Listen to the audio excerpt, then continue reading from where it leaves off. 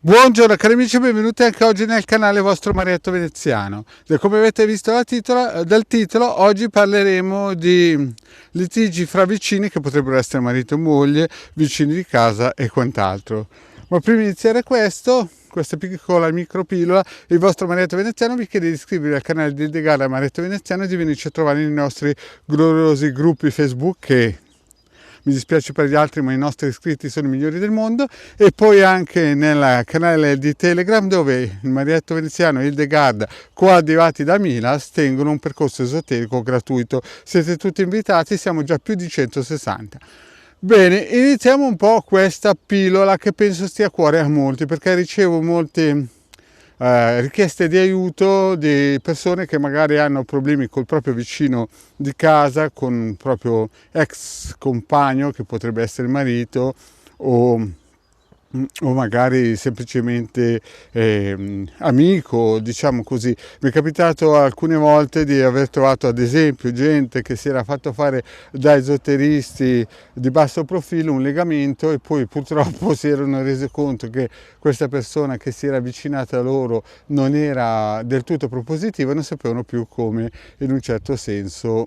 tagliare i ponti. E la stessa cosa mi è capitato anche tempo fa con gente che aveva problemi con vicini di casa un po' troppo rumorosi, un po' troppo invadenti, che magari all'inizio sembrava tutto oro colato e poi alla fine si sono rivelati dei parassiti in tutti i sensi, no? Vampironi, no? E quindi ricorrono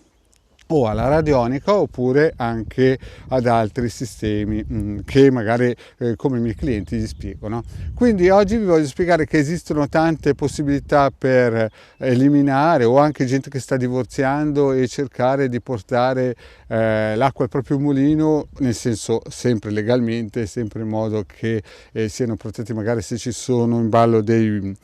bambini, cioè nel senso che il marito o l'ex marito poi riconosca effettivamente tutto quello che deve ai propri figli, no? E alla propria ex moglie. Quindi capita spesso di dover intervenire a livello magico e anche radionico su questi temi trattati. Noi sappiamo che una specialista in questo ramo è Ildegard e anche il vostro Marietto non scherza.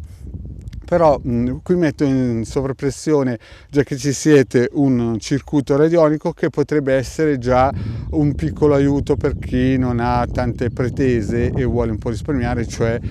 questo taglia legami. Poi ci sono altri circuiti radionici che nel sito alcapitano.altervista.org si possono utilizzare e attivare, no? Basta che andate, li scaricate e sono gratis. Nell'eventualità volete qualcosa di un po' più professionale, ad esempio per il semplice fatto che c'è in corso una causa di divorzio oppure una causa con i vostri vicini, a livello professionale potete sempre contattarmi per una piccolissima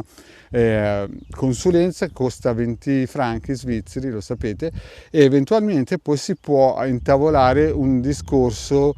strategico per vedere di risparmiare sull'avvocato e fare in modo che le cose vadano nella direzione giusta, anche perché ci sono varie possibilità, tipo il bando, tipo operazioni di alta magia operativa per fare in modo che la persona in questione si addolcisca un po', oppure che capisca realmente come è la situazione, perché ci sono molte persone che sono un pochettino cieche e vanno giù dritti, anche perché, parliamoci chiaro, quando voi andate da qualcuno che perora la vostra causa vi dirà sempre che voi vincete, no? Quindi chiaramente queste persone magari un pochettino senza conoscenze vanno da uno di legge, quello chiaramente gli dirà sicuramente che vince, e iniziano delle guerre campali che poi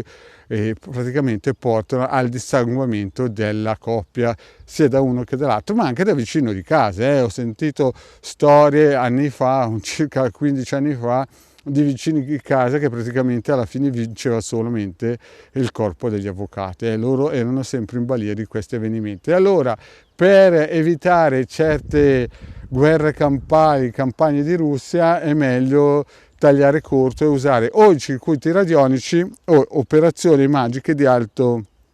profilo così che la cosa si accorci e sia giusta, nel senso che non ci siano debiti karmici e la cosa sia papale.